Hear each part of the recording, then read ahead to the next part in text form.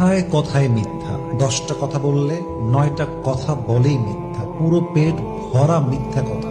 এমন মানুষ কখনো কোথাও আজীবন টিকতে পারে না, এমন মানুষ কখনো অনেস্ট অ্যান্ড লয়াল হতে পারে না। এবং মাথায় রাখবেন, মিথ্যাবাদী মানুষ কখনো কারো কাছে বিশ্বস্ত হতে পারে না, এবং মিথ্যাবাদী মানুষ কখনো কারো কাছে আপন মানুষ হতেই পারে না। ঠিক কিনা বলেন? এজন্য মানুষের ভালোবাসা মন থেকে পেতে চাইলে, কারোর সাথে আজীবন থাকতে চাইলে সত্যবাদী হন।